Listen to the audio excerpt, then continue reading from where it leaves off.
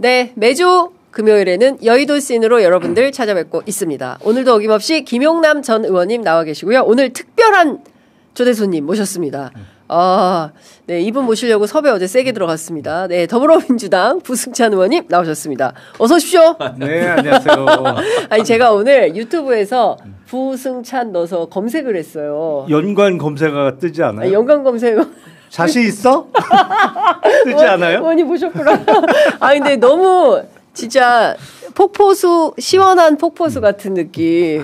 싸가지, 이런 게 검색. 좀 하지 마요. 힘들어요. 힘들어? 왜요, 의원님? 뭐 윤리팀도 그렇고. 아니, 근데 요새 굉장히 의원님, 성과가 많으시던데, 단독도 굉장히 많이 하시고, 방첩사. 내란 때려잡는 부승찬. 방첩사도 그렇고, 평양 무인기도 그렇고요. 무인기도 그렇고. 네, 그게 저희가 이제, 계엄 전부터 평양 무인기는 계속해서 해서 국감 때 질의도 했었던 거고 그러다 보니까 이슈를 미리 잡았죠. 계엄 전에. 잡고 나서 저희는 시작 자체는 평양 무인기와 관련된 시작 자체는 이게 새로운 방식의 무기체계 획득이라는 거였습니다. 평양 무인기가 아니라. 근데 새로운 방식인데 이 새로운 방식을 통해서 획득한 무기 체계가 평양으로 갔다라는 거죠. 그러니까 법과 절차를 다 위반한 거. 맞습니다. 그거를 이제 국감 때 지적을 해서 그 지적을 하다 보니까 제보자들이 뭐 기획 파트, 운용 파트, 뭐 지휘관 다양했죠. 네. 그렇게 해서 뭐 저희가 아예 뭐 녹취도 갖고 있고 뭐 그 정도로 이거를 취재했기 때문에. 다른 의원실에서는 나올 수 없는 부분들이에요. 예. 네. 부승찬 의원님 카리스마 멋져요. 카리스마. 예. 부승찬 의원님 응원합니다. 김용남 전 의원님 응원합니다. 그리고 지금 서울구치소 구치소장 얘기가 계속 얘기가 나오고 있습니다. 관련해서는 조금 이따 전해드리기로 하고요. 일단 저희 취재 편의점 언제나 응원의 마음으로 함께해 주시는 광고 중요합니다. 먹고 살아야 됩니다. 네, 광고부터 좀 소개해드리겠습니다. 자, 첫 번째 소개할 광고는 나와요 푸르릉입니다. 누적 판매량 130만 포에 빛나는 SNS 쾌변 직방 다이어트 대란템 나와요 푸르릉 다이어트입니다. 푸르릉은 연세대학교 연세생활건강 전문 연구진들의 독자적인 배합 기술로 442일간의 연구 개발을 통해서 만들어진 제품인데요. 그만큼 효과가 검증되었다 이렇게 말씀드릴 수 있겠습니다. 하루 배변 활동 때문에 어려운 분들 참 많으신데요. 특히 스트레스 많으신 우리 직장인분들 하루 2포면 매일 쾌변으로 장을 시원하게 비워내실 수 있으십니다. 편하게 드시는 마시는 타입으로 높은 흡수율까지 챙겼고요. 차전자피 식이섬유가 40배 팽창을 해서 장운동을 촉진시키고 묵은 숙변까지 깔끔하게 밀어내줍니다. 오직 장윤선의 취재 편의점 링크에서만 1+1+1으로 구성이 되었고요. 59% 할인된 특가로 한정판 전용 보트를 사은품으로 증정하는 이벤트도 진행하고 있으니까 고민하지 마시고 바로 여기서 구매하시기 바랍니다. 나와요 푸르릉 다이어트는 주문 폭주로 인해서 품절이 매우 잦다고 합니다. 그러니까 재고 소진 전에 빠르게 주문하시는 걸 추천드립니다. 구매 방법은 유튜브 더보기란에 이벤트가가 적용된 링크를 통해서 구매하시면 됩니다. 연세생활건강 나와요 푸르릉 다이어트로 장비움 평생 습관을 만들어 보시기를 추천드립니다. 자, 의원님 장은 괜찮으시죠? 안 괜찮아요. 스트레스를 많이 받다 보니까. 이거 잡숴야 돼. 이거 잡수세요. 알겠습니다. 네. 추천드립니다. 자, 두 번째. 일단 한번 잡숴봐. 일단 한번 잡숴봐. 예. 자, 두 번째 소개해드릴 광고는 천기 약도라지 진에꼬입니다. 에어컨 바람 없이는 힘들죠. 예. 에어컨 찬바람 때문에 기침, 목, 칼칼함 계속되고 있다면 바로 국내산 3년근 약도라지를 껍질째 진하게 고아낸 천기 약도라지 진에꼬로 예민해진 목과 호흡기 건강을 한 스푼으로 챙겨보시기를 추천드립니다. 사포닌의 끝판왕입니다. 동의보감에도 나오는 귀한 원료이고요. 그냥 도라지가 아니고 올해 수확한 신선한 우리 농가의 약도라지를 가득 담았습니다. 6년근 인삼의 3배 놀라운 사포닌 파워. 미세먼지와 건조한 날씨에 목이 칼칼한 분, 그렁그렁 답답한 숨소리로 고민하시는 분들, 밤새 콜록콜록 잠 못 드는 가족을 위해서 아침 저녁으로 한 스푼씩 꾸준히 드시면 변화를 느끼실 수 있다고 합니다. 구매자분들께서 최근에 올려주신 구매 리뷰 있는데요. 에어컨만 틀면 바로 목이 붓고 기침이 멈추지 않았는데 일주일간 먹으니 많이 좋아졌습니다. 이런 글 올려주셨고요. 냉방병 때문인지 며칠 동안 미열에 에어컨 바람만 쐬어도 으슬으슬해서 따뜻하게 차로 마시는 중인데요. 더울수록 따뜻한 차가 몸을 더 진정시켜주는 것 같아요. 라고 하셨습니다. 따뜻하게 드시면 되겠습니다. 출시 후 10만 병 판매 돌파했다고 합니다. 저희 취재 편의점 통해서 100만 병 돌파할 수 있기를 기대합니다. 그럼에도 불구하고 가격은 3년 전 그대로 모십니다. 2명 구매하시면 2병 더 드리는 증정 이벤트를 하는데요. 반드시 배송 메시지에 취재 편의점을 써주셔야 됩니다. 그러면 천연 오칠 프리미엄 스푼도 사은품으로 함께 보내드립니다. 지금 바로 유튜브 더보기 링크를 클릭하시면 될 것 같습니다. 드세요, 의원님. 드셔도 됩니다. 예. 그래요? 네, 마셔도 됩니다. 예, 바로바로 잡수세요. 자, 저희가 관세 협상 얘기를 하려고 했는데 주가가 또 많이 떨어졌다는 소식이 들어와 있네요. 그거는 우리 전문가이신 오민 씨, 김용남 의원님께서 설명을 좀 해주시면 좋을 것 같아요. 오늘 주가 폭락은 사실 관세 협상의 결과보다는 네. 최근에 발표됐던 정부의 주식시장과 관련해서 배당소득 분리과세율 그리고 대주주 요건의 강화 그게 영향이 큰 것 같아요. 근데 아마 제가 야당이라면 관세 협상이라고 막 주장할 것 같아. 근데 사실은 관세 협상이 아니다. 네, 객관적으로 분석하면 관세 협상의 내용은요. 구체적인 내용이 아직 정해지지 않았어요.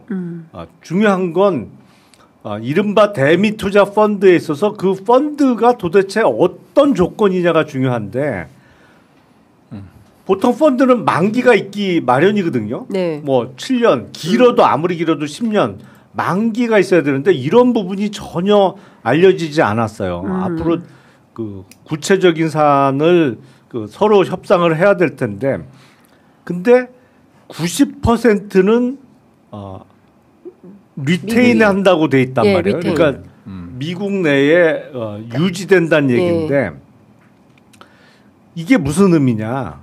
이게 아마도 이게 90%를 미국이 가져간다 이런 의미는 아닐 거예요. 그럴 수는 없는 거고. 문명사회에 그런 일이 있을 수 그렇죠. 없다라고 정말 그거죠. 얘기를 했죠. 네. 이제 김용범 실장이. 그러니까 초기 투자액이 만약에 이제 조선 펀드 제외한 나머지 펀드가 2천억 불이다. 그러면 2천억 불 중에 90%인 1,800억 불은 유지를 해야 된다. 넣었다가 바로 빼면 안 된다는 의미로 해석하는 게 맞아 보이는데 문제는 언제까지 이게 정해져야 될 거 아니에요.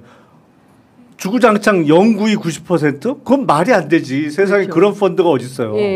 했으면 회수를 할 수 있어야 되는데 이런 게 아직 나오지 않았기 때문에 아직은 퀘스천 마크인 부분이 너무 많아서 이게 이렇게까지 지금 거의 100포인트 훨씬 넘게 130포인트 정도 코스피 기준으로 떨어졌는데 이렇게 폭락을 가져올 만한 내용은 아직 밝혀진 게 없다. 네. 그래서 관세 협상의 결과로 보기보다는 배당소득 분리과세가 처음에 기대가 컸는데 35% 지방소득세까지 하면 38.5% 이러면 이게 배당을 적극적으로 늘리는 유인책이 될 수 있을까? 그리고 무엇보다도 대주주 요건을 50억에서 10억으로 낮추면서 강화하는 게 야 이러면 또 10월부터 대주주 요건 피하기 위해서 주식을 매도하던 관행이 또 되살아나는 거 아니야? 네. 이거에 대한 시장의 실망감이 커 보여요. 제가 보기엔 증권거래소를 0.15%에서 0.2%로 올리는 건 그건 뭐 큰 영향 없다고 봅니다. 저는 그 정도는 이렇게 뭐 영향을 끼칠 수는 없는 사안이고 네. 전반적으로 두 가지 요건, 대주주 요건 강화 그리고 배당소득 분리과세율이 생각보다 예상보다 높게 나온 거로 인해서 코스피 5천에 대한 정부의 확실한 의지에 대해서 시장이 약간 의문표를 제기하기 시작했다. 갸우뚱 하는 결과가 아닌가 싶어요. 네, 그러네요. 뭐 이를테면 지금 코스피 5천에 역행하는 결정이다라고 해서 투자자들이 반발하고 나섰다. 이제 이런 보도들이 줄을 잇고 있는데 큰 틀에서 보면 그 의원님께서는 어제 있었던 관세 협상 결과에 대해서는 평가를 어떻게 하세요? 전반적으로 선방했다. 일단 불확실성은 확실히 줄었죠. 왜냐하면 뭐 이제 우리가 15%를 아예 그냥 미국에서 제한을 걸었잖아요. 15%라는 이제 최저선을 걸어놓고 그 이하로는 안 된다. 네. 근데 이제 거기에 맞췄다라는 관점에서 봤을 땐 이제 동등하게 네. 그리고 유리한 입장에서 미국 시장을 공략할 수 있다라는 점에서는 뭐 물론 일방적으로 당한 거죠. 저들이 짜놓은 거에 일방적으로 청구서를 주는데 뭐 필리핀, 인도네시아 같이 19%를 줄 거냐 아니면 일본이나 EU 같이 15%로 갈 거냐. 그러면 시장 경쟁력이 달라지잖아요. 그렇죠. 그렇잖아요. 그렇기 때문에 이 산업계 전반에서 봤을 때 이 불안감이 엄청났죠. 불확실성이. 네. 근데 이제 그걸 맞췄다라는 데에 대해서는 뭐 의문의 여지 없이 선방했다. 그다음에 이제 논란이 되고 있는 게 이제 자동차 관세와 관련된 게 일본 같은 경우는 우리는 한미 FTA를 통해서 0%였잖아요. 0%였는데 일본은 2.5%였고. 예. 근데 일본은 12.5%다 실질적으로 뭐 이 얘기를 하는 거고 우리는 15% 다 받았다. 뭐 이 논쟁인데 자동차 관세도 저기 미국에서는 워낙 정해놓고 가는 거기 때문에 우리가 뭐 관세 제로에서 출발하기 때문에 일본하고 똑같 맞추려면 12.5%다. 네. 뭐 이런 거는 좀 무리가 있었죠. 예, 기준이 워낙 명확하게 정해진 상태에서 딜을 했던 거기 때문에 상당히 어려운 점이 있음에도 불구하고 그나마 좀 다행인 것들도 있잖아요. 예를 들어서 일본 같은 경우는 농산물을 80억 불로 구매한다라는 게 있었고 공식적으로 나온 건 우리는 이제 LNG를 1,000억 불. 예, 이게 있었잖아요. 근데 이거는 뭐 상세 효과가 있는 거잖아요. 중동, 오세아니아, 동남아시아에 몰려 있는 수입선을 미국으로 바꾸면 되는 거기 때문에 실질적으로 뭐 이 카드는 상당히 좋았다. 네. 지금 잠깐 올 때 보니까 지금 미국에서 수입하는 LNG 가스가 우리 시장 비중이 수입 비중이 12% 정도 되더라고요. 네네. 가스공사에서 하고 이제 직수입 업체들이 직수입하는 거 업체들이 직수입하는 거를 보니까 한 12% 정도고 중동이 한 30% 차지하더라고요. 그런 것들을 이제 뭐 중동, 오세아니아, 동남아시아를 이제 수입선을 다변화시키면 이거는 상당히 협상 카드로 작용했던 게 아닌가 뭐 이렇게 보여져요. 일본 같은 경우만 해도 진짜 리스크가 많은 알래스카 LNG 1,300km, 여기 가스관에 이제 합작 투자한다라는 거 아니에요? 그건 정말 리스크가 많아요. 70년대부터 시작했던 건데 뭐 오일관은 이미 돼 있고 그다음에 이제 가스관을 이제 지하로 묻는 거잖아요. 가스관 같은 경우는 지하로 묻고 오일관은 이제 지상으로 가는 거잖아요. 온도 때문에. 그렇기 때문에 상당히 이게 기술적으로도 어렵고 그러다 보니까 어느 누구도 여기에 안 들어가려고 했는데 우리 기업들이 제일 싫어한다는 얘기 아니에요? 제일 싫어했죠. 정부가 그러면 정부가 보증해줘라. 이런 입장이었는데 그나마 일본보다는 우리 LNG 가스 1,000억 불 하는 걸로 저 일본보다는 합작 투자긴 하지만 일본 같은 경우는 상당히 리스크가 큰 거였죠. 그런 면에 있어서는 상당히 준비를 많이 했던 것 같고 뭐 이재명 대표가 말 한마디 안 했잖아요. 혹시나 이가 아프도록 이빨이 많이 아팠다. 흔들릴 정도였으니까 그만큼 스트레스를 받아가면서 최적의 안을 만들고 갔고 물론 우리가 요구하는 대로 다 반영되지 못했습니다만은 선방했다고 봅니다. 너무 길었습니다. 종합평가가. 근데 어쨌든 한겨레 오늘 뭐 보도 보니까 팔 수는 있는 거냐, 미국이 그만큼의 에너지를 팔 수는 있는 거냐, 그런 능력은 되냐, 뭐 이런 분석 보도가 나왔더라고요. 천연가스 LNG 관련해서 EU하고도 2,500억 불 연당 하기로 했는데 우리 1,000억, 그 유럽 2,500억. 그 다 미국은 다 그 정도로 뭐 그만큼 많은 양의 확보는 돼 있는 거냐 뭐 이런 부정적 보도가 있더라고요. 아니 만약에 물량을 못 대면 지들 책임이죠.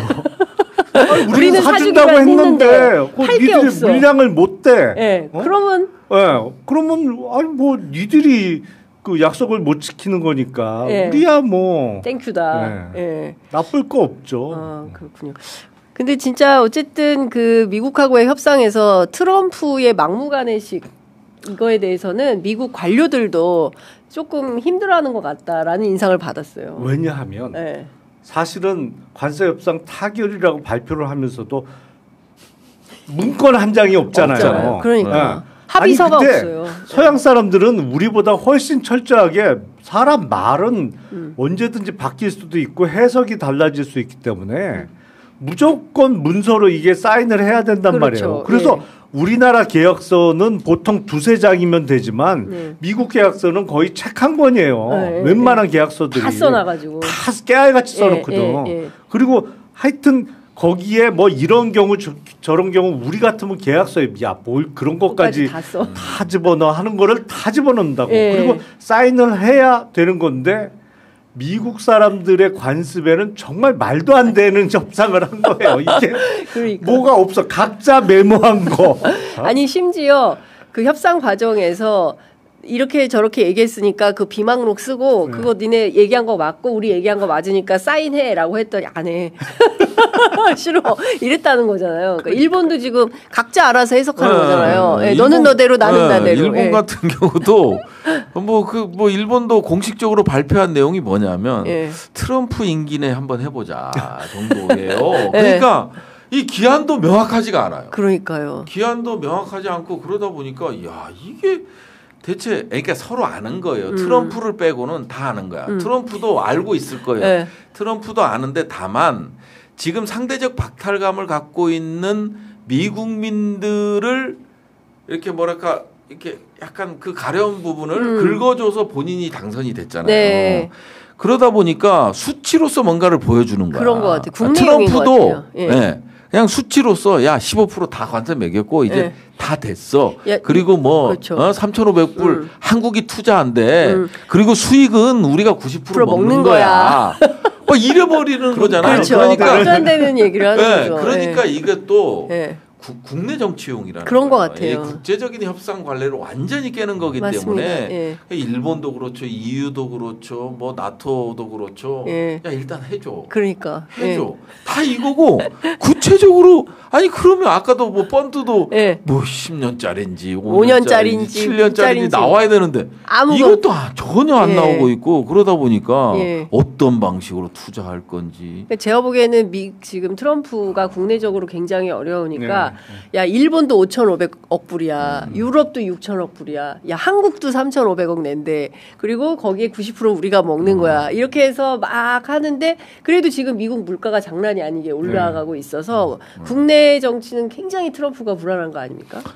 물가도 물가지만 미국에서 트럼프의 인기가 최근에 많이 떨어진 가장 큰 요인은 앱스타인 관련한 스캔들이에요. 그건 우리도 마찬가지지만 미국 사람들 기준에서도 있을 수 없는 일이거든요. 그게 이제 특히 그 미성년자 관련 부분이 크기 때문에 그건 미국에서는 거의 그거는 그 한 번 들어가면 못 나오는 범죄예요. 그러니까 거의 무기징역형이야. 그냥 우리식으로 따지면 300명, 400명 때리지, 400년 때리잖아요. 뭐 나오면. 근데 이게 나오니까.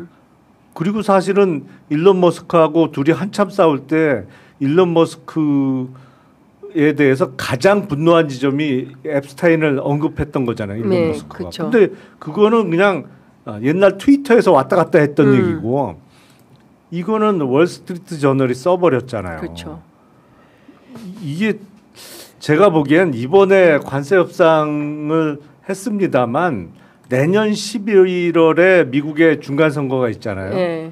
중간 선거에서 만약에 그 공화당이 참패한다?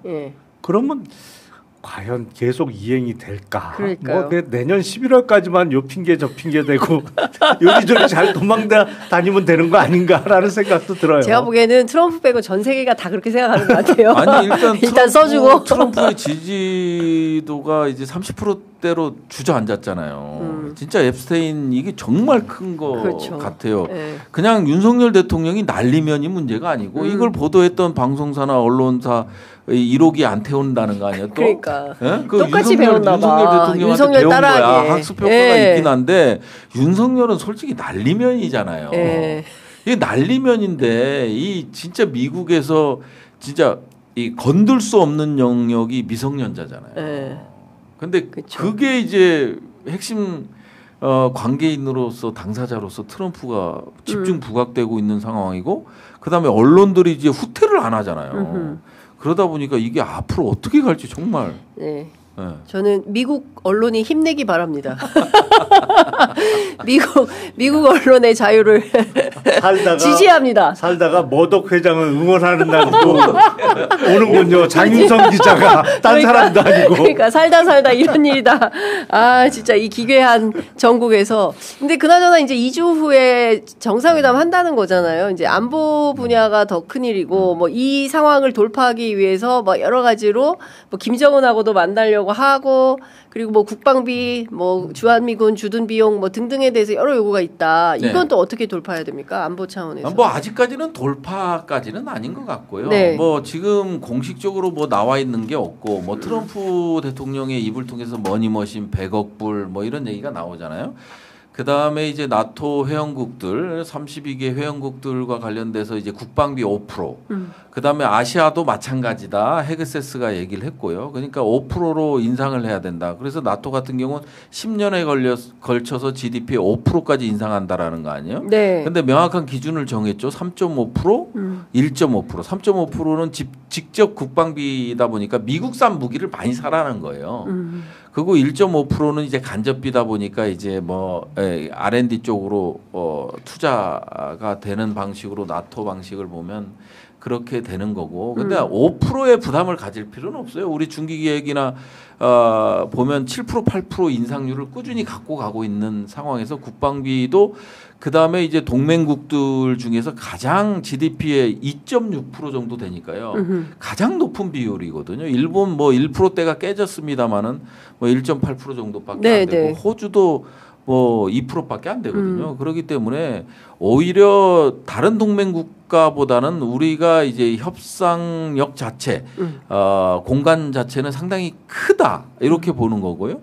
방위비 분담금은 어찌 됐든 우리가 이제 SMA 12차 회의를 통해서 네. 타결을 시켰고 네. 그러다 보니까 1조 5천억 정도 내년부터 이제 1조 5천억이 이제 반영이 될 텐데 네. 그리고 이제 물가 상승률에 따라서 이제 매년 방위비 분담금을 인상하는 네. 과거에 이제 바이든 정부에서는 이제 그 방식이었죠. 국방비 인상률. 네. 에 맞춰서 이제 매년 인상하는 방식으로 갔었는데 이번 타결된 거 이번에 12차 SMA 방위비 특별 분담 협정에서는 이제 물가 상승률로 해서 매년 인상하는 걸로 네. 그렇게 된 거예요. 그러다 보니까 지금 현재 방위비 분담금을 어떻게 건들 것이냐. 미국 입장에서도 난감해요. 이거를 그냥 트럼프가 얘기한 대로 100억 불 뭐에 이제 맥시멈을 쳐놓고 그다음에 야 트럼프 입장이 있으니까 이거 다시 깨서 다시 해야 된다. 그건 어려운 것 같고요. 네. 지금 현재 방위비 분담금의 알파로 갈 가능성이 있어요. 그게 이제 트럼프 1기 모델인데 네. 트럼프 1기 때는 기본적으로 우리가 군사건설비하고 인건비하고 군수지원비 세 가지 소파상의 그 주둔군 지휘협정상에 이 세 가지에 대해서 한국이 분담하는 게 있잖아요. 거기에 이제 플러스 알파를 트럼프 측에서 요구한 게 있어요. 그게 이제 군사작전 지원비예요. 네. 그러니까 전략자산 전개하는 거든지 이런 비용들이 상당히 많이 드니 니네가 더 내라. 그래서 5배를 요구한 적이 있었거든요. 그러면 협상이 이루어지거나 미국이 요구했을 때는 군사지원비에 네. 대한 항목이 추가돼서 한국 측에 요구할 가능성은 좀 있어 보여요. 그거 외적으로는 뭐 지금 뭐 방위비 분담금과 관련돼서 특별히 문제될 건 없고요. 가장 어려운 거는 아무래도 이제 주한미군의 역할 변화죠. 이게 전략적 유연성을 어디까지 둘 것이냐. 그다음 한미 동맹 차원에서 한국이 이제 대만 문제라든지 동맹 차원에서 아시아의 문제에 있어서 관여를 할 것이냐, 네. 그 요구를 어떻게 우리가 슬기롭게 대처할 것인가, 뭐 이런 문제들이 있을 거고. 그다음에 이제 또 하나는 중요하다고 보여지는 거는 이 지금 국방 전략 지침을 봐야 돼요. 네. 지금 미국에서 국방 전략 지침, 신국방 전략 지침 (NDS라는) 게 나오질 않고 있잖아요. 이게 8월 말 9월 초 예상하고 있단 말이에요. 이게 나오기 전에 우리가 협의를 하는 거기 때문에 이 전략 지침이 나오지 않은 상황에서 우리가 비관적으로 생각할 필요는 없어요. 예. 예, 그리고 지금 논의되는 것들이 지금 예상되는 게 제일 중요한 게 주한미군 역할. 예. 일종의 미국이 이야기하는 동맹의 현대화인 거고. 예. 그러니까 그 얘기 좀 여쭤보려고 했는데 네. 한미 동맹 현대화 얘기가 이번에 관세 협상 과정에서 나왔잖아요. 네. 그리고 이제 미국에서 요구하는 것은 기본적으로 통상과 안보를 엮어서 패키지 딜을 해야 된다라는 거고. 지난해 4, 5월까지 그랬죠. 올해 아니, 4, 5월까지. 올해. 그리고 아니 지금도 그 기조는 이어가는 거죠. 아니요. 공식적으로 관세 협상과 안보는 별개의 문제라고 나중에 미국에서 발표를 했습니다. 사실은요. 이게 라인이 다 달라요. 아까 언론에 나오는 게 에너지부, 네. 그다음에 상무, 그다음에 농림부, 예. 뭐 이런 식으로 해서 그다음에 누구야 재무부 뭐 이렇게 가잖아요. 예. 근데 지금 여기 관세 협상에서 안보라는 거는 결국은 국방부, 국무부, 백악관의 안보실이 주관이 될 텐데 네. 그 라인들이 아예 빠졌잖아요. 그렇죠. 그러니까 별개로 가겠다라는 거예요. 만일 관세 협상에서 일정 부분 패키지들을 가려고 한다면 거기에 다 들어가 있어야 되죠. 근데 그 상무분이 뭐니 다 이런 게 다 들어가 있지만 전부 빠졌어요. 그러면 이번에 2주 후에 있을 정상회담, 그 백악관 정상회담에서는 안보 중심으로 그러면 그렇죠. 얘기를 해야 되는 거고. 네, 그러니까 관세 협상은 이미 돼 있는 거를 일본은 아직 총리와 트럼프가 만나서 공식 발표는 안 했잖아요. 그냥 네. 합의 내용만 나온 거고 타결됐다라는 내용만 나온 거고 우리 같은 경우는 3,500억 불 하기로 했다. 이런 것들이 이제 공식적으로 확인하는 수준에 불과할 거고. 오늘 트럼프가 행정명령도 내렸다고 하고. 그러니까 확인해서 발표하는 수준인 거고요. 예. 결국은 이제 안보가 이제 주안점이 되겠죠. 그렇죠. 예. 그러니까 그러면 이제 강력하게 요구하는 게 뭐냐면 이제 중국 견제론입니다. 그러니까. 중국 봉쇄. 론에 대해서 이제 이게 주한미군 역할은 이렇게 재조정될 수밖에 없다. 이게 동맹 현대화의 핵심 이게 포인트잖아요. 네. 그러다 보니까 이제 그런 방식으로 갈 거고 한국은 어느 선까지 양보를 할 거냐. 문재인 정부 때는 어느 선까지 대만에 대한 문제 의식을 담았어요. 네. 그러니까 개방적이고 한 대만 문제 이거를 문재인 정부 때는 트럼프랑 정상회담하고 나서 이걸 담았단 말이에요. 그 안에. 그냥 거기까지였어요. 근데 지금은 이제 어느 수준까지 담을 것이냐. 이게 상당히 그 공동선언문 쓰여질 때 치열하게 싸워야 될 부분이에요. 제가 가장 중요한 거는 재정적인 문제는 추가적인 협상을 통해서 끊임없이 이제 조정해야 되는 거고 주한미군 역할 문제는 이미 어느 정도 기준이 선 것 같아요. 저쪽에서. 근데 이제 우리가 뺀다? 아니 그게 아니라 역할 재조정. 역할 재조정. 우리는 통상적으로 주한미군은 대북 억제가 그렇죠. 고정되어 있는 거다. 네. 움직일 수 없는 거다라고 우리는 인식을 하고 있는 거 국민들. 근데 미국은 노무현 때부터 주한미군 역할 재조정은 끊임없이 니네가 동의한 거 아니냐. 그래서 신속 기동 대응군으로 바꿔서 대만 문제 있으면 거기도 가고 순환 배치도 하고 이런 거 아니냐. 이런 입장이 이제 그거에 동의해서 지금까지 왔기 때문에 이건 정책의 일관성이다. 근데 니네는 전혀 나서지 않았잖냐. 이번에 큰 틀에서 대만 문제에 확고한 동맹의 힘을 보여달라. 이렇게 갈 가능성이 높죠. 그러니까 그렇게 되면 우리가 어떻게 해야 됩니까, 의원님? 우리는 계속 전략적 모성을 유지해야죠. 어느 편에 확실히 쓰는 게 어딨어요, 세상에. 큰일 나죠. 아니 이게 안보가 어려운 게 미국은 있잖아요. 오프쇼 밸런서라고 해서 역의 균형자예요. 즉 말하자면 거리가 있어. 한반도와의 그다음에 대만과의 거리가 있어요. 네. 그런데 한국은 아니잖아요. 지금 당장 중국의 어떤 무기 체계가 와도 우리는 위협이 될 수밖에 없는 거잖아요. 그렇기 때문에 굳이 동맹이라는 큰 틀에서 한미 동맹을 강화하고 존중하는 건 좋지만 예. 국제법적 기준에 맞춰서 우리는 행위를 해야 할 수밖에 없는 거죠. 네. 그렇기 때문에 아까 말씀하신 대로 정말 나올 수 있는 카드는 없어요. 전략적 모호성 외에는. 의원님께서는 좀 어떻게 풀어야 된다고 생각하십니까? 2주 후에 있을 한미 정상회담에서 저는 안보 문제. 2주를 딱 못 박을 필요도 없다고 생각해요. 예. 사실은 왜냐면 2주면 8월 15일 날 이재명 대통령 제2 취임식 이른바 그렇죠. 국민 예.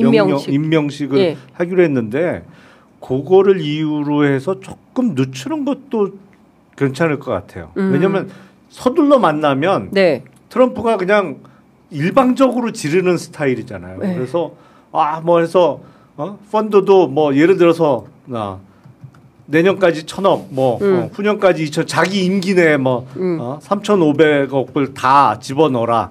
뭐 보증이 됐던 대출이 됐던 뭐 이런 식으로 막 일방적으로 밀어붙일 수가 있어서 네. 조금 시간 여유를 두고 하는 것도 괜찮아 보이고 저는 안보적으로는 사실은 저 러우 전쟁 때문에 문제인데 저것만 끝나면 네. 지금보다 우리가 러시아하고 훨씬 가까워져야 된다고 생각합니다.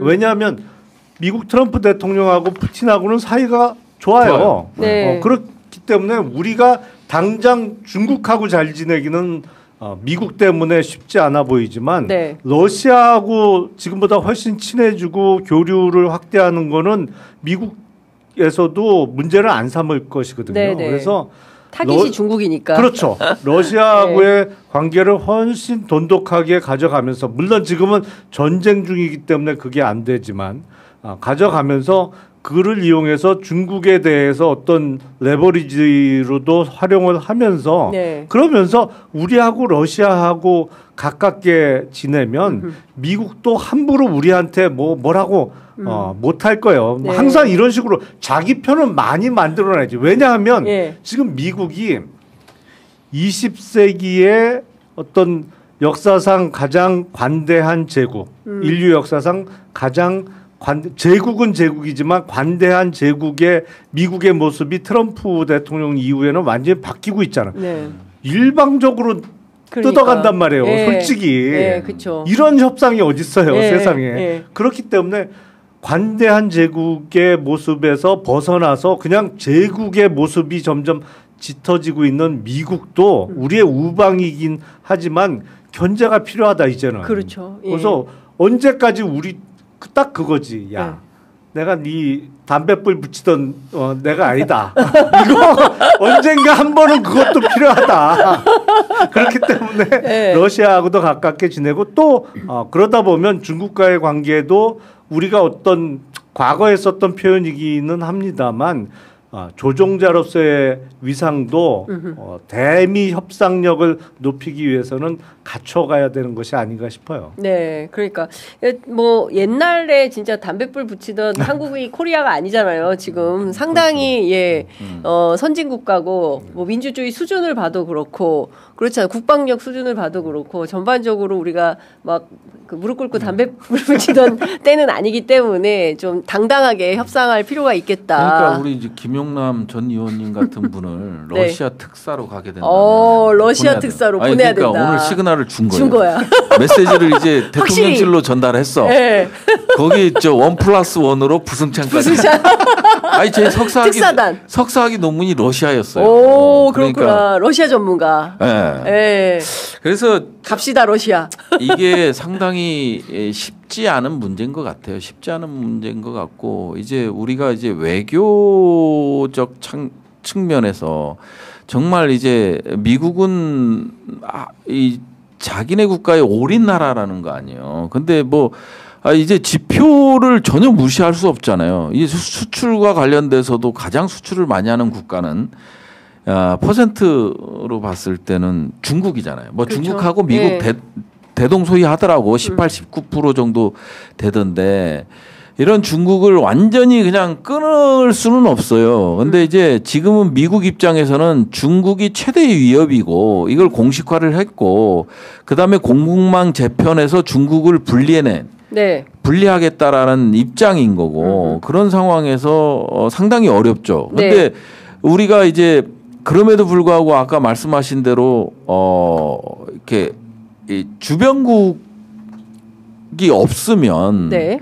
그래서 우리가 생각을 같이 하는 주변국이 없으면 정말 힘들어지잖아요. 이거는 뭐 그쵸. 감당이 안 되죠. 우리 같은 아직 뭐 국력이 미국과 비등한 것도 아니고 그렇다고 해서 힘의 균형 논리를 통해서 뭐 시속 게임을 할 수 있는 것도 아니고 그런 관점에서 봤을 때는 정말 러시아 우크라이나 전쟁이 빨리 종결되길 바랄 뿐이에요. 네. 그래서 외교도 그냥 남북 관계도 그렇고 우리가 남북 관계가 좋아지면 모든 게 좋아진다 이런 생각보다는 네. 북미 관계를 개선하고 그다음에 북러 관계를 개선하고 북중 관계를 개선하고 북일 관계를 개선시키는데 중재자 역할 뭐 이런 쪽으로 좀 방향의 전환을 좀 해야 될 것 같아요. 네. 그래서 뭐 그런 부분부터 신경을 써서 진짜 정말 치밀하게 준비를 해야 네. 되지 않겠나 싶습니다. 자, 지금 10시 39분 지나가고 있는데요. 구치소 상황이 지금 종합이 안 되고 있습니다. 예, 구치소 상황에 대한 관심들이 많으신데 구치소 상황이 아직 종합이 안 되고 있어서 설명을 드릴 수는 없을 것 같은데 중요한 건 어쨌든 지금 들어갔습니다. 네. 예, 사동으로 들어가서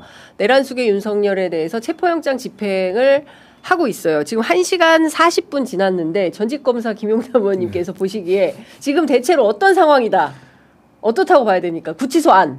그러니까 그 앞에 갔을 거고 네. 거기서 문 앞에. 예, 예, 예. 문 열고 들어갔겠죠. 예, 그 안에 문을 열고 들어가서 들어갔다. 영장. 갑시다. 예. 못 간다. 아. 그러지 말고 가시죠. 뭐 이거를 지금 한 30분 이상 하고 있을 거예요. 1시간 40분 지났는데요. 1시간 40분 지났네. 예. 그러네. 지금 9시 40분이 아니라 10시 그러네. 40분이네요. 2시간 정도. 그러면 되는. 1시간 반째 그러고 있겠죠. 예. 근데 여기서 그냥 나오면 안 된다고 생각해요. 영장을 집행하러 특검보부터 시작해서 그렇게 갔으면 네. 데리고 나와야죠. 거기서. 데리고 나와야 된다. 안 나온다고 버티면 물리력을 써야 됩니까? 끌고 나와야죠. 끌고 네. 안 나온다고 버티면 근데 뭐 그럴 때 막 자해하고 이런 사람들도 있다면서요. 근데 어제 아, 양부남 그렇죠. 의원은 네. 자해하라고 막 난리를 칠 거다. 그리고 자기가 교도관을 때려놓고 내가 맞았다라고 주장하면서 인권 침해 호소 운운할 거다. 보통 그렇게 되면 수갑을 뒤로 채우죠. 아, 앞이 아니라. 네. 아니 왜냐면 앞으로 채워놓으면 이렇게 때릴 수가 있으니까. 예. 보통 그러면 뒤로 채우죠. 예. 그러면 수갑을 채워서 포승줄 저항하면 포승줄로 묶어서 데리고 나와야 되는 겁니까? 뭐 포승줄 수갑 채우면 일단 뭐 할 수 있는 방법은 별로 없죠. 뭐 다리도 발버둥 치고 그러시지 않습니까? 아니, 들고 나오면 되지 뭐. 들고 이렇게. 나와야 돼. 그 워낙 또 그분이 크셔가지고. 거구라. 여러 네. 사람이 붙어야죠. 여러 사람이 붙어서 아. 이렇게 들고 나와야 되는데 예. 전직 대통령의 예우는 예. 법률 안에서 시행되는 거지. 네. 법 집행을 거부하고 있는데 거기다 대고 전직 대통령이라고 그러면 무법 천지를 만들어도 되는 거냐? 그건 아니잖아요. 법의 명령장이 나갔으면 거기에 따르는 거죠. 그건 전직 대통령뿐만 아니라 현직 대통령이라도 마찬가지인 거지. 물론 네. 현직 대통령은 예. 형사상 불소추특권이나 우리 헌법 법률에 정해진 몇 가지 예외가 있어요. 네. 그걸 누릴 수 있는 거고 전직 대통령도 법 안에서는 뭐 경호나 이런 거를 누릴지 모릅니다만 네. 법 집행을 거부하면 똑같이 해야 되는 거죠. 근데 만약 그냥 나온다? 저는 그냥 안 나올 것 같아요. 데리고 나올 것 같아요. 데리고 나온다. 예. 예. 그 어제 더불어민주당이 서울구치소에 갔더라고요. 예. 근데 구치소장이 너무 곤란해하는 것 같던데 어떻게 하게 될까요? 아니 뭐 저는 원래 같이 못 갔습니다. 예. 저도 특위 특위위원이세요? 예. 대응 TF 위원이긴 한데 예. 못 갔어요. 못 예. 갔긴 했는데 뭐 보도 나오는 거나 이런 걸 보면 네. 기본적으로 구치소장은 상당히 뭐 윤석열 편인 것 같고 거기서도 이제 의원들이 이제 붕괴했다고 할 정도니까. 네. 그다음에 이제 의무과장 얘기를 들어보니까 뭐 조사받거나 이런데 건강상의 이유는 없다. 뭐 실명 위기다. 뭐 당 수치가 높다. 예. 뭐 이렇게 하지만은 위기는 아니다. 위험 신호는 뭐 건강상의 위험 신호는 없다라는 게 이제 거기 관계자와 얘기고요. 예. 근데 이제 사실은 특검은 사활을 걸어야 돼요. 저는 끌고 나오는데. 네, 사활을 걸어야 된다. 그냥 특검의 존립도 있지만 국가 시스템이 이게 붕괴를 보여주는 거거든요. 그 한 인물 물론 전직 대통령이지만 그 한 인물을 체포를 못 한다? 그럼 아니 뭐 진술 거부권 이거는 뭐 행사하든 뭐든 관계가 없어요. 근데 이거는 법치의 근간을 완전히 깨는 거니까 앞으로 그러면은 뭐 구속 기소된 사람들은 뭐 요청에 다 불응하죠. 싸우고. 그렇겠죠. 그러면 이게 전례가 돼서는 안 되고 그래 예외 없이 진짜 그 국회 가면 초록색 그 이제 수레 있잖아요. 네네네. 그거 2개 붙여서라도 거기 실어서라도 데리고 오면 되지. 몸무게 무거우면. 아니 그런 모습을 보여줘야 돼. 화면에라도 비춰줘야 돼요. 예. 그러니까 수레 같은 거 있잖아요. 거기에다가 해서라도 법치가 살아있고 국가 시스템이 살아있다라는 걸 보여줘야지. 뭐 앞으로 뭐 그렇게 치면은 뭐 다 그게 전례가 돼요. 김건희가 서면 조사 받고 나서 이 달라진 풍경이 뭔지 압니까? 어떤 거예요? 경찰에서 뭐 조사 나오라고 그러잖아요. 저도 뭐 조사 나오라고 그러고. 아니 김건희는 서면 조사로 대처하고 나는 왜 부르는데? 저도 그랬었어요. 그래서 서면 조사 한번 받은 적 있어요. 그렇게 된다니까요. 앞으로는. 그러니까 공권력의 힘 자체가 제도적 틀 내에서의 공권력의 힘, 뭐 합법적 물리력이죠. 이 자체가 완전히 무너질 수 있는 상황이에요. 그러니까 지금 보면 그 말씀 주신 게 핵심인 것 같아요. 왜냐하면 힘 있고 권력 있고 빽 있는 사람들은 버티면 수사기관을 무력화시킬 수 있다라는 어떤 표징처럼 윤석열의 사례, 김건희의 사례가 돌아다닐 수 있는 거 아닙니까? 근데 그렇지 않다. 법은 정말 만인에게 평등하다. 만 명이 아니라 그걸 좀 보여줘야 되는데 지금 상황은 상당히 아닌 거다. 그런 생각이 좀 드는 거지 않습니까? 그렇죠. 예. 아니 더군다나 그냥 전직 대통령이라고 하더라도 법에 따라야 되는 건데 이거는 전직 대통령인 건 맞습니다만 내란 수괴잖아요. 더군다나 여러 가지 범죄 혐의로 지금 수사를 받는 중이고 거기에 끌려다녀서는 안 되는 거고 건강상의 핑계를 대고 있습니다만 그 건강상의 이유라는 게 다 만성 질환이에요. 이게 무슨 간이 나쁘다, 뭐 당뇨가 있다. 그리고 이제 그 시력과 관련된 것도 그게 아주 진행 속도가 느린 만성 질환이잖아요. 그러니까 증 필요하면 중간에 외출 나갔다 올 수 있어요. 수감되어 있더라도 외래 병원에 나가서 주사 맞고 올 수 있거든요. 보니까 이제 그거는 주사를 맞는다 그러더라고요. 그 진행을 늦추는 약물을 이제 주사 형태로 주입한다고 하는데 서울구치소 의무과에서도 그 정도는 할 수 있을 텐데 뭐 굳이 안과 전문의의 진료가 필요하다고 하면 그 외출 끊어갖고 나갔다 오면 되는 거예요. 그거로 인해서 나 재판도 못 나가, 조사도 못 받아. 아니 이게 어디 갑자기 맹장이라도 터졌으면 급성이라고 하면 모르겠는데 당장 그 외과적 수술이 필요하다고 하면 아니 당뇨가 특검 조사 안 받고 그 독방에 앉아 있으면 낫냐고 그게. 그러니까요. 이제 말 같지도 않은 소리를 하고 있어요, 진짜. 제가 요 사이에 지금 그 서울구치소 상황이 어떤지 카톡으로 좀 물어봤거든요. 기자들한테. 그랬더니 구치소 안에는 못 들어간 것 같아요. 근데 기자들은 왜냐하면 뭐 저기 그 안에 원래 교도소 안에 못 들어가잖아요.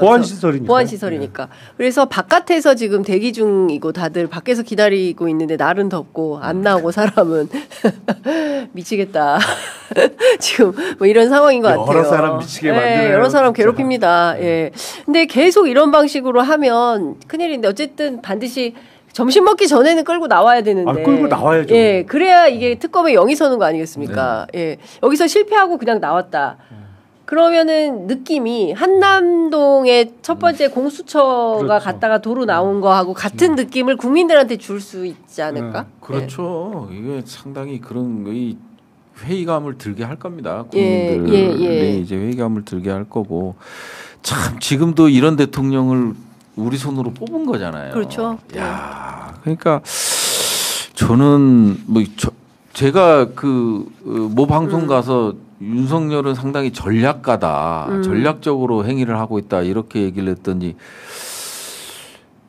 거기 이제 앵커가 하는 말이 전략가요? 생각이 없는 거 아니고요?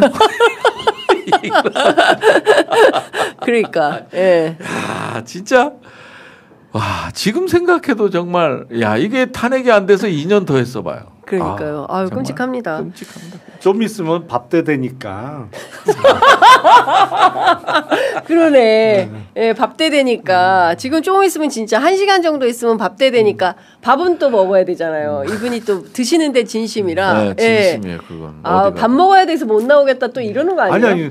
서초동 가시면 무조건 먹고 싶은 거 배민으로 시켜주겠다고 해서 꼬셔야죠. 네, 꼬셔서 배민으로 시켜줄 테니까 얼른 가자. 얼른 가서 맛있는 거 먹자. 이렇게 살살 꼬여내야 된다. 댓글창에 바깥에 양주를 한 병 놔두면 바로 나오지 않을까요? 이렇게 댓글이 있는데 직전에는 그 수정방으로 바꿨잖아요. 수정방 맞아. 수정방으로 바꿨다 그랬죠. 예, 그러니까 이런 거라도 좀 꼬셔서 끌고 나와야 되는 거 아닌가 말씀 주셨습니다. 그 김건희 씨도 다음 주에 출석 예정입니다. 예, 그리고 그런데 김건희 특검의 경우에 지금 뭐 그 윤석열 체포도 하지만 동시에 보면 빠져나간 사람들이 꽤 돼요. 그렇지 않습니까? 그 집사 게이트의 김예성을 포함해서 도망간 사람. 그렇습니다. 도망가거나 밀항하거나 이런 사람들이 너무 많은 거예요. 그래서 이게 수사가 좀 잘 되겠냐. 그리고 김건희가 심어놓은 여러 가지 뭐라고 됩니까?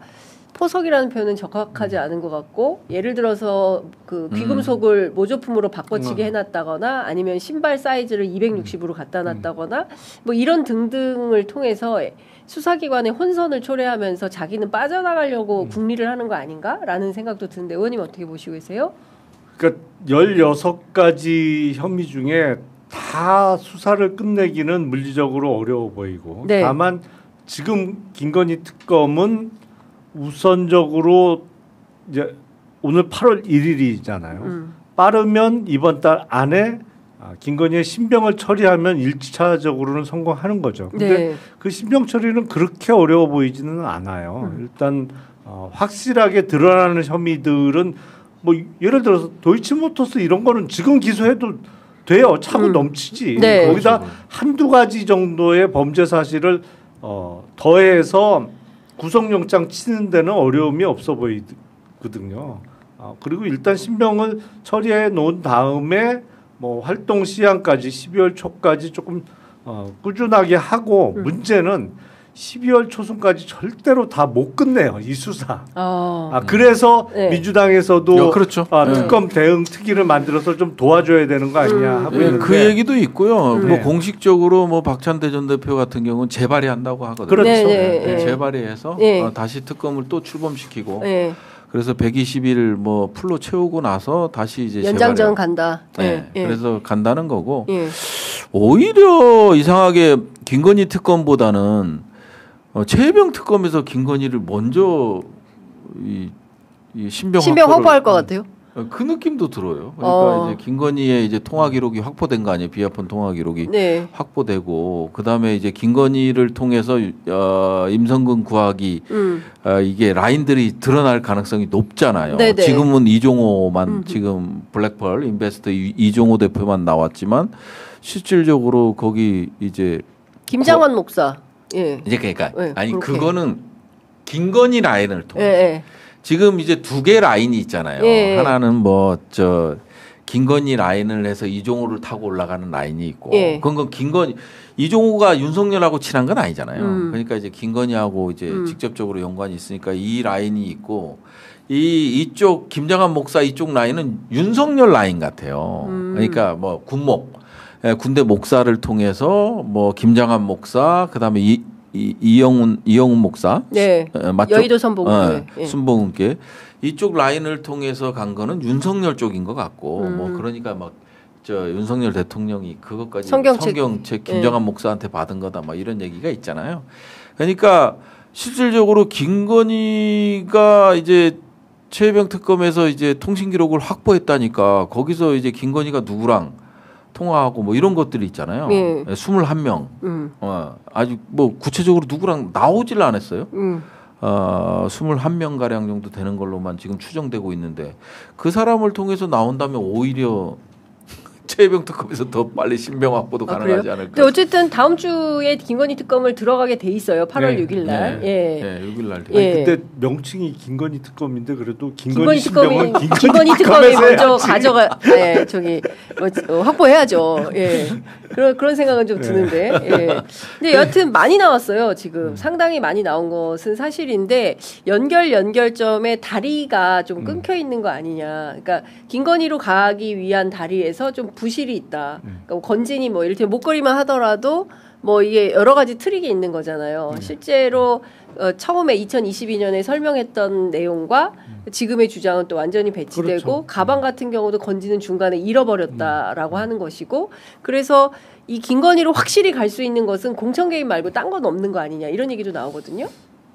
근데 저는 양평 고속도로 노선 변경만 해도 그거는 저는 어려운 수사라고는 생각 안 해요. 왜냐하면 기본적으로 공무원들은 총대를 맬 이유가 없잖아요. 맞아요. 어떤 경위로 누구한테 지시받고 노선 변경이 됐는지를 다 얘기할 거예요. 아이고 불발됐다는 소식이 들어와 있는데요. 그래요? 예. 지금 불발됐다라는 소식이 들어와 있습니다. 예. 철수한다는데요. 자, 집행이 무산됐다는 소식 들어와 있습니다. 김건희 특검팀 구치소에서 윤석열 전 대통령 체포영장 집행 무산. 그래서 영장 집행 중지 이렇게 나와 있는데요. 관련된 내용을 아마도 나와서 특검팀에서 기자들 상대로 브리핑을 할 걸로 보이는데 조금이 아니고 많이 실망스러운데 어쨌든 체포영장을 발부받아서 사실은 특검보나 특검의 검사가 서울구치소를 갈 필요가 없는 거예요. 집행지휘를 그냥 구치소 쪽에다가 하면 교도관이 데리고 와야 되는 거예요. 근데 그걸 구치소 측이 부담스럽다고 해서 특검보가 직접 간 건데 저렇게까지 했는데 저걸 집행을 못한다? 내가 보기엔 이유는 들어봐야 되겠습니다만 만약에 특검보에 현장 지휘가 있었음에도 불구하고 교도관들이 불응했다. 아유 어떻게 제가 끌고 나갑니까? 이런 식으로 해서 무산된 거라면 저걸 직무유기로 입건해서 처벌해야 된다고 생각해요. 그 교도관들. 교도관들을 직무유기로 입건해서 처벌하는 것까지 가야 된다. 그럼요. 그리고 서울구치소장에 대해서도 적절한 조치가 필요하다. 인사조치가. 이것은 법무부 장관인 정성호 장관이 즉시에 해야 되고 그러지 않으면 이게 효능감이 없지 않습니까? 이런 게 바로 국기문란이에요. 이게 국기문란이다. 그렇죠. 이게 완전히 국가 시스템을 그냥 완전 붕괴시키는 시발점이 되는 거잖아요. 그러니까 야, 진짜 그것까지는 가지 않았으면 했는데 좀 너무 안타깝네요. 그 7일까지 재시도를 한다는 건데요. 영장 집행 기간에 기일이 있어서 그런 겁니까? 그렇죠. 구속영장을 발부해 줄 때 보통 뭐 일주일 뭐 보름 이렇게 기한이 있거든요. 영장의 유효 기간. 그 기간 내에는 집행을 해야 되는 거고 만약에 못하면 반납해야 되는 거죠. 근데 의원님 진짜 해병 특검이 먼저 할 수도 있는 게 방금 전에 속보가 나왔는데 김건희 사용한 비화폰 실물과 통신 내용을 모두 확보했다. 그러니까요. 그러면 더 먼저 칠 수 있겠다. 그럼요. 먼저 칠 수 있다니까요. 그래서 저는 최혜병 특검과 관련돼서는 가장 그래도 확실하게 김건희의 연루를 밝혀낼 수 있는 저는 그거로 보여져요. 근데 지금 뭐 양평고속도로고 뭐고 하면 관계인들 소환 조사하고 막 이런 게 이루어져야 되잖아요. 그리고 연결고리 확실하고 뭐가 나오고 뭐 이런 것들이 있어야 되는데 현재까지는 막 중간에서 뭐 신발 사이즈니 뭐 목걸이 모조니 뭐 막 이렇게 가고 있는 거 아니에요. 그렇죠. 그러다 보니까 좀 시간이 걸리는 거고 최혜병은 진짜 단순한 거예요. 그래서 여기 관계인들 중에 한 명만 불어도 통화 기록 가지고 한 명만 불어도 네. 그거를 근거로 해서 치면 되지 뭐. 예. 근데 만약 오늘처럼 김건희 특검이 윤석열의 신병 데리고 나오는 거를 못하고 네. 정작 김건희 신병은 최혜병 특검이 먼저 구속을 시키면 김건희 특검은 기간 연장이 아니고 새로 법안을 내서 민중기 특검이 아닌 다른 특검이 하는 거로 가야 될 거예요. 그러네요. 분위기가 상당히 그렇습니다. 지금 본인이 상당히 버텼다라는 거고요. 인치에 완전히 실패했다라는 보도가 나오고 있습니다. 아니 근데 그림이 그려져요. 그 작은 독방에서 네. 어떻게 행동했을 거며 이게 보여져요. 그리고 안전상의 문제도 제기됐을 테고 막 완전 변호인 접견을 해야 되겠다고 버텼다고 합니다. 아. 변호인 접견을 시켜줘라. 변호인 접견이야 특검 사무실 가서 하면 되죠. 아니 그게 그런 거예요. 자, 변호인 오라 그래라 이런 것 같아요. 예, 체포영장 집행할 때. 체포영장 집행을 해. 예. 그런데 그 피의자를 딱 발견을 했어요. 그래서 체포영장을 집행하려고 하는데 변호인 접견 먼저 하고 그게 통하냐고 일단 체포를 한 다음에 체포를 해서 신병 확보를 한 다음에 변호인 접견 시간을 줄게 그러는 거거든. 네네네. 그 말이 안 되는 거예요. 변호인 접견을 해야 되니까 나 체포 안 당하겠다? 그건 말도 안 돼요. 그건. 아니 왜 입당하셔갖고 특검으로 가서 그걸 하셨어야지. 지금 그러고 이 와중에 이제 국민의힘은 독재 대응 특별위원회를 발족을 해서 사법 장악 시도에 맞선다라는 그 3대 특검 대응 독재 대응 특위를 발족을 한다고 그러고요. 야당 말살 기도에 맞서겠다라고 얘기를 했다고 하고 이 가운데 어제 여러분 뭐 보셔서 아시겠지만 특검팀에서 통일교 권성동 의원한테 1억 원의 불법 정치 자금을 건넸다라는 것이고요. 수사 정보를 또 저기 어디입니까? 통일교 측에 건넸다라는 사실관계를 민중기 특검팀이 확인을 한 건데요. 지금 국민의힘 그 내부 당대표 선거 중인데 전환길한테 지금 면접 보고 막 이러고 있어요. 아수라장 수준인데 전반적으로 어떻게 보고 계세요, 의원님? 아니 그냥 놔두죠 뭐. 놔둬요? 알아서 무너지게? 아니 저 어떻게 도와줄 방법도 없어요. 네. 지금 말한다고 들을 것도 아니고 갈 때까지 가는 걸 지켜보다가 궁죽통이라고 네. 정말 갈 때까지 가면 궁화문 통한다. 새로운 게 열리겠죠. 그 뭐 당이 쪼개지던 뭐 해산이 되던 뭔가 큰 변화는 아직은 올 때가 아닌 것 같다. 왜냐하면 내부적으로 경각심을 안 갖고 있는데 어떻게 변하겠어요. 그냥 놔두는 수밖에 없죠. 근데 어쨌든 지금 뭐 삼특검 뭐 등등에 대해서는 본인들이 다 끌려가게 되니까 적극적으로 대응할 태세인 것 같긴 해요. 아니 뭐 그것도 그렇고요. 네. 그다음에 뭐 45명 제명 결의안도 그렇고 결의안도 그렇고 그 체포 영장 집행을 막았던 45명의 뭐 국회의원들도 그렇고 그다음에 뭐 권선동부터 시작해서 이제 줄줄이 엮여서 특검으로 가고 있잖아요. 네. 그러니까 이게 자연스럽게 해체 가능성이 좀 높아 보여요. 그래서 저는 올해가 시한부다. 올해 국민의힘은 올해를 넘기기 어려워 보여요. 외부에 의한 것도 뭐 특검을 통해서 뭐 이런 거가 이제 주겠지만 내부에서도 자중질환 때문에 네. 내생적인 변수, 외생적인 변수가 두 개가 만나면서 저는 올해를 못 버틸 것 같다라는 생각이 들어요. 특히나 이 당대표 이런 상황에서 당대표 선거에 전환길에 면접 보러 가고 전환길한테 잘 보이려고 그러고 아니 전환길이 세력이 많아요. 이 세력이 합쳐지면 이 전환길 그래서 이제 전환길이가 아주 그냥 기세등등하게 나오는 거 아닙니까? 그렇죠. 근데 그 사실은 국회 차원에서 제가 오늘 뭐 계속 여쭙고 있는데 윤리특위라도 좀 구성이 제대로 돼야 되는데 지금 민주당과 국민의힘이 6대6으로 되어 있기 때문에 네. 그 내란에 협조했던 사람들에 대해서 징계나 제대로 할 수 있겠냐라는 아니 오히려 주진우가 더 세게 나오고 있어요. 지금 민주당 제명 의원 명단 내가고 기자회견하고 주진우 의원이 네. 뭐 정청래, 박찬대부터 시작해서 10명에 달한다고 막 이러고 있고. 아, 근데 그러니까 이게 되겠습니까?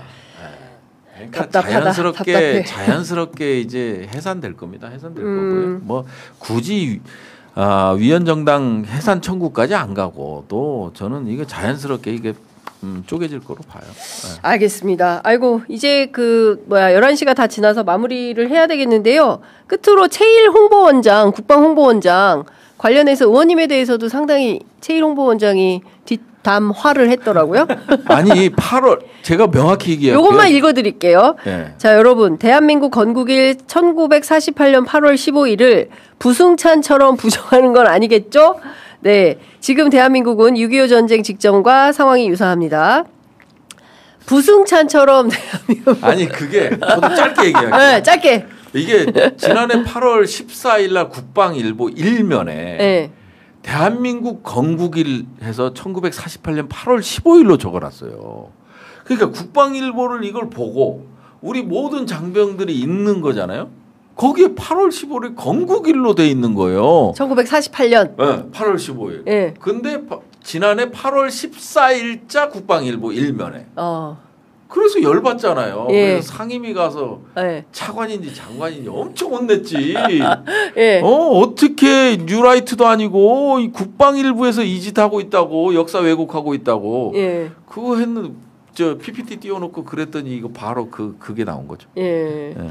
하여간 최일 국방 홍보원장과 관련된 인사 전횡과 뉴라이트 사관에 입각한 일종의 색깔론 네. 뭐 이런 등등에 대해서는 국회 국방위 차원에서도 상당히 세게 문제 지적이 필요하다라는 네. 생각이 좀 들고 국방일보 기자들이 이른바 지금 공익 제보에 나섰습니다. 예, 감사원이 아니라 국민권익위원회 그리고 국방부를 통해서 했기 때문에 관련된 내용도 저희가 계속 챙겨서 보도해드리도록 하겠습니다. 자, 오늘 두 분 말씀은 여기까지 들어야 되겠네요. 말씀 잘 들었습니다. 고맙습니다. 네, 고맙습니다.